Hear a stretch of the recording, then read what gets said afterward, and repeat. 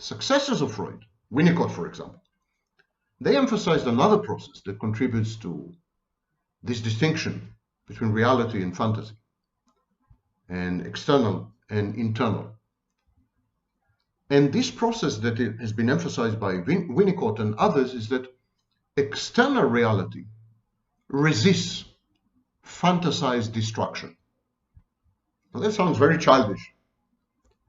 Winnicott says, if you want to know if something is reality or fantasy, try to destroy it. If you can destroy it, it's reality. If you cannot destroy it, sorry, it's reality. If you can destroy it, it's fantasy. Destroy it in the mental sense, in the psychological sense, not with a hammer and not with explosives, but mentally. If you can undo it, if you can reverse it, if you can deny it, if you can repress it, if you can eliminate it, it's fantasy. If you can't do any of these things, if your defenses don't work, it's reality. And Winnicott unwittingly touched upon something very important. Reality is about decompensation. Our defenses work against reality. Defenses, our psychological defense mechanisms, the main role of psychological defense mechanisms is to falsify reality, reframe reality, reject reality, repress reality, destroy reality, but they never succeed. So this leads to decompensation. Our psychological defense mechanisms break apart when they are pitted against reality, because reality is stronger and objective and out there and untouchable. So our defenses crumble. They fall apart, they disintegrate.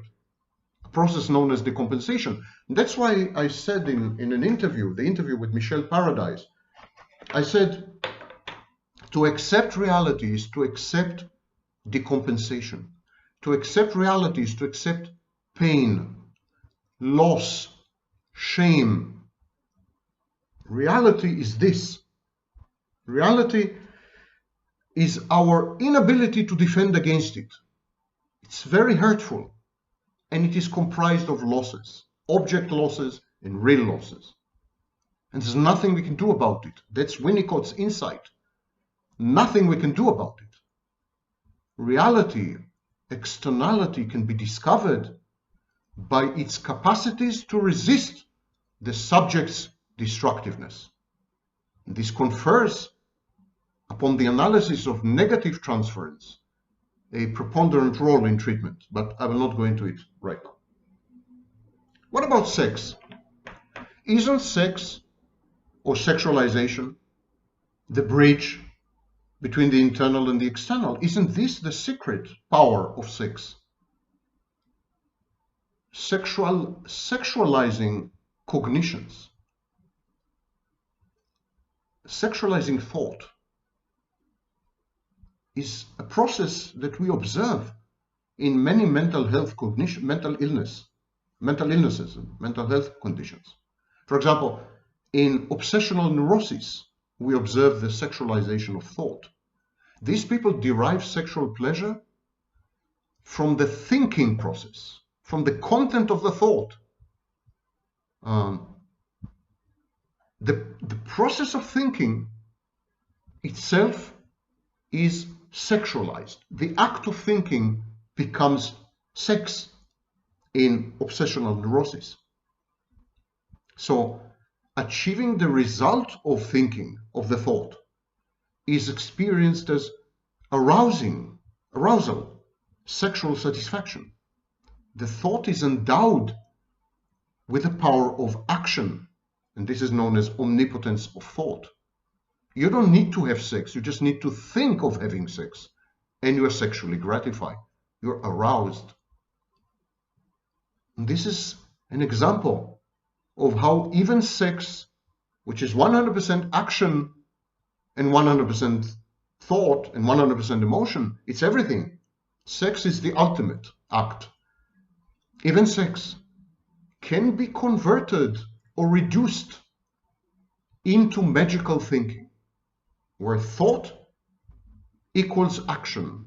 Thought is action, and therefore thought is omnipotent. Thought of this kind becomes compulsive because sex is so gratifying, caters so much to the id's pleasure principle that it's addictive. Sex is addictive, so thinking about sex becomes compulsive. Prohibition of sexual pleasure, which is derived from thought, becomes a prohibition of thought or inhibition of thought. This is a very important observation. I'm going to try to explain it. In immature people, narcissists, obsessive neurotics, other types of immature people, or people who have a massive problem with reality testing, there's a confusion between thinking and action. This is known as magical thinking, omnipotent thinking, never mind. There's a confusion. Thinking is perceived as action. If I think about sex, I'm having sex. If I think that I want someone to die, he would die. So this is magical thinking. And so if you become compulsive about sex, if you become a sex addict, and then you tell yourself, I have to stop thinking about sex. Porn addicts say this. I have to stop thinking about sex.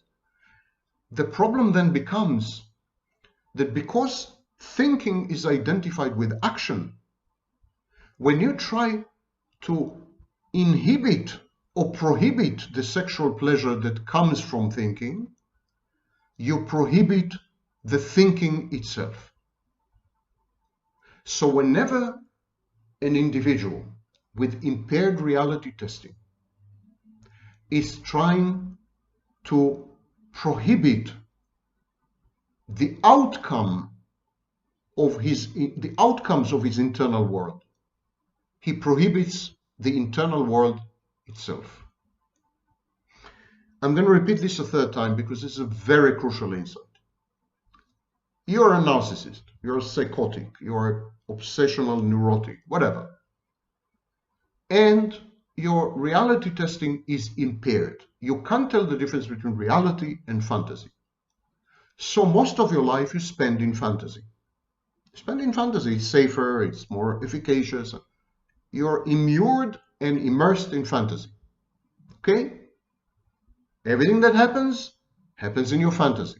When you think about doing something, you do it in your fantasy. Therefore, your thoughts and your actions are one and the same because they occur or co-occur in the fantastic space, never outside. Now, there are consequences to these thoughts which are misperceived as actions in the fantastic space.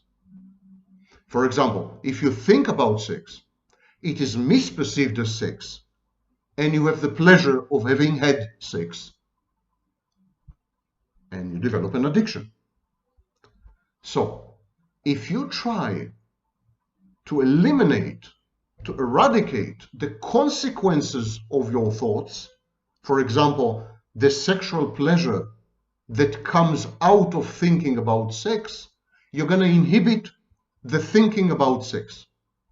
And if you try to control all the consequences and outcomes of your fantasy-based thinking, you're going to inhibit, you're going to switch off the fantasy. But the fantasy is all there is. You're going to switch off yourself.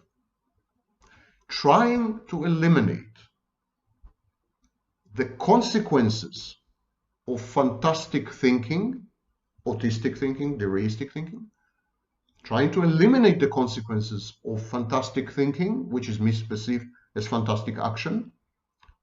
This leads to the destruction of the fantasy, and because there's only fantasy, there's no reality, it leads to psychosis. Which kind of psychosis? Amentia, a mental psychosis. Okay.